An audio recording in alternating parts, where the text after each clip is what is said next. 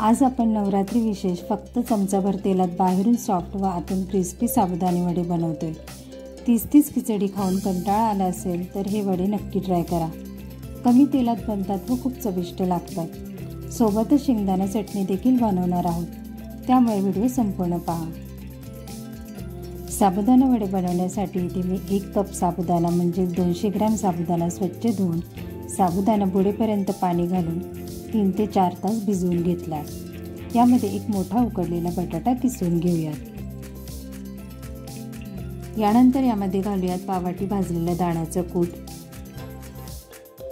3 ते 4 बारीक चिरलेल्या हिरव्या मिरच्या, 1 चमचा जिरे, 3 टेबलस्पून दही व चवीनुसार सेंधव मीठ घालून याला व्यवस्थित मिक्स करून घेऊयात। तर याला छान मळून घ्यायचं आहे। यामध्ये पाणी घालायची गरज नाहीये।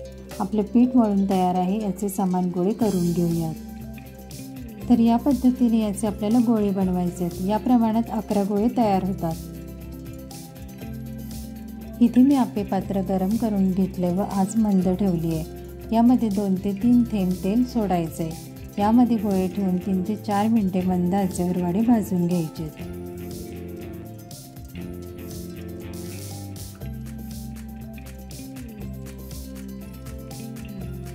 3 ते 4 मिनिटांनंतर आज मध्यम करायचे व याला पलटून घ्यायचे।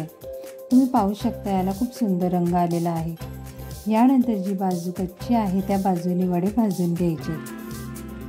तर सुरुवातीला 3 ते 4 मिनिटे व नंतर मध्यम आचेवर 5 मिनिटे वडे भाजून घ्यायचे। झाकण न ठेवता वडे आपल्याला भाजून घ्यायचे, ज्यामुळे वडे क्रिस्पी बनतील। वड्याला छान गोल्डन ब्राऊन रंग आलेला आहे। यांना बाजूला काढूयात। आता उपवासाची चटणी बनवूयात। मिक्सरच्या भांड्यात 3 टेबलस्पून दही घालूयात, पाववाटी भाजलेल्या दाण्याचं कूट घालूयात, 3 हिरव्या मिरच्या, चवीनुसार सेंधव मीठ व 1 चमचा साखर घालून याला छान बारीक वाटून घेऊयात।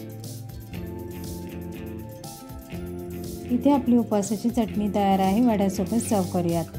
बाहेरून क्रिस्पी आतून सॉफ्ट असे कुरकुरीत साबुदाणा वडे तयार आहेत। उपवासाच्या चटणीसोबत खूपच चविष्ट लागतात। नक्की ट्राय करा। रेसिपी आवडली असेल तर व्हिडिओला लाईक करा, शेअर करा व चॅनलला सबस्क्राईब करा। पुन्हा भेटूया तशाच छान छान रेसिपीसोबत।